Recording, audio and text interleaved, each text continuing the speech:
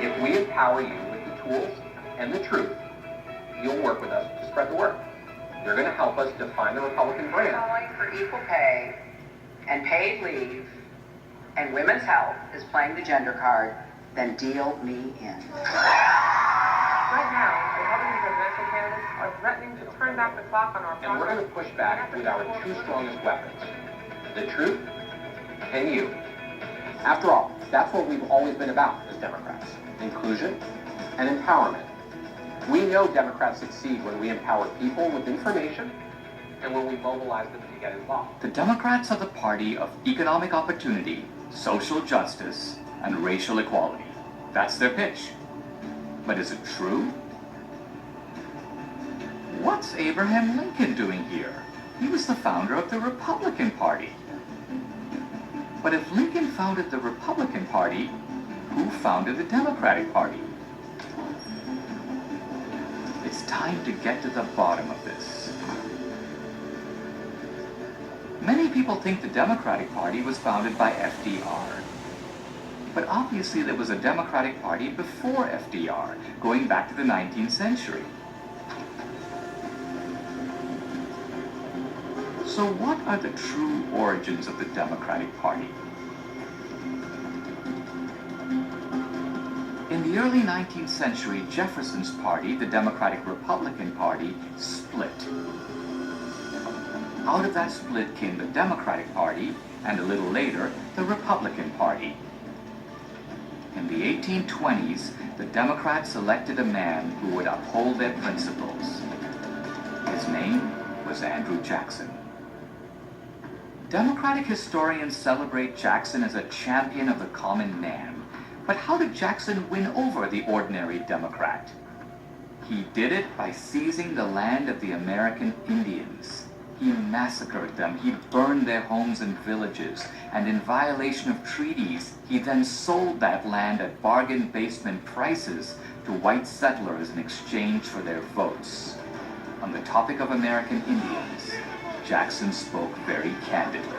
They have neither the intelligence, the industry, the moral habits, nor the desire of improvement, which are essential to any favorable change in their condition. Established in the midst of another and a superior race, they must necessarily yield to the force of circumstances and before long disappear. I call on Senator Freely Houston. The National Republican Party, which would later become the modern Republican Party, bitterly fought Jackson's Indian removal bill in the Senate. I support the claims of the Indians to all of their political and civil rights. We cannot rightfully take Indian land by violence. National Republican Congressman Davy Crockett also opposed Jackson on this issue. Jackson's famous, or should I say infamous, Indian bill was brought forward. Several of my colleagues said it was a favorite measure of the president. Said I ought to go for it. I told him it was a wicked and unjust measure, and I should go against it. Let the cost to myself be what it might.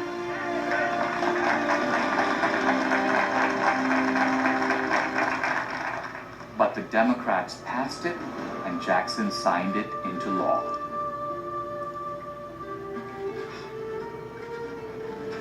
Alexis de Tocqueville, the French observer of early American history, describes what he witnessed firsthand.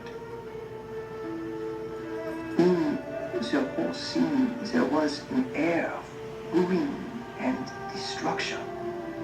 One couldn't watch without feeling one's heart wrung. We watched the expulsion of one of the most celebrated and ancient American peoples. It was a trail of tears. The Democrats created reservations where those Indians that they hadn't killed could now live dependent on the federal government. In addition to stealing the land of the Indians, the Jackson Democrats embraced another theft scheme: slavery. They imprisoned their slaves not on reservations, but on plantations. Jackson owned hundreds of slaves. Mr. Jackson! Betty here is getting a little uppity about her work. Please, Mr. Jackson. 50 lashes. Come on. Betty is capable of being a good and valuable servant, but to have her so, she must be ruled with the cowhide.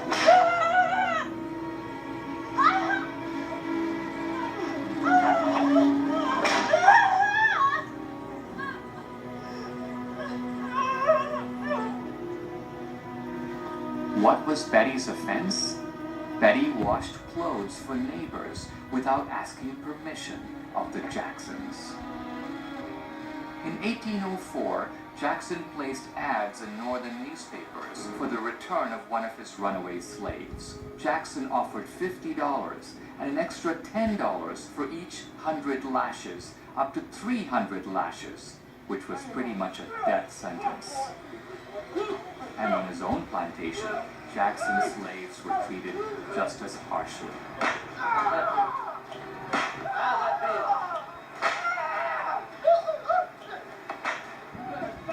You try to run? That's gonna happen to you boys if you try to run. You understand me?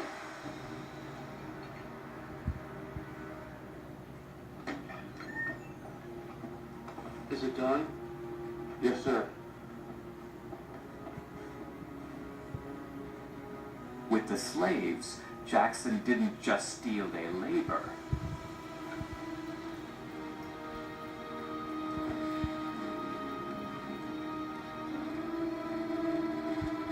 What is it about Democratic presidents and innocent young women? Why did the Democrats elect a racist like Jackson? Because the party was racist through and through. The Republican Party formed from opposition to the idea of extending slavery into the territories and requiring free states to return runaway slaves. The most notorious defender of necessary evil. But Calhoun went further, arguing that slavery benefited both the master and the slave. Instead of an evil, a good. A positive good.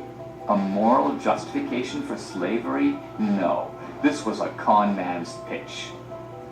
Today's Democrats try to duck their party's responsibility for slavery by blaming it on the South. But in fact, the Northern Democrats also protected slavery. Their ingenious advocate was Illinois Senator Stephen Douglas. Douglas thought each state, each territory, should decide for itself if it wanted slavery. And he envisioned slavery lasting forever, not just in America, but spreading to other countries as well. The Republican Party was born with the single overriding purpose: to stop the spread of slavery.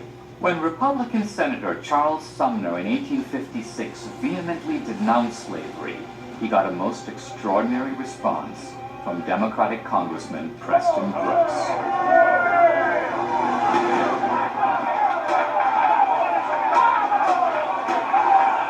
The attack nearly killed him.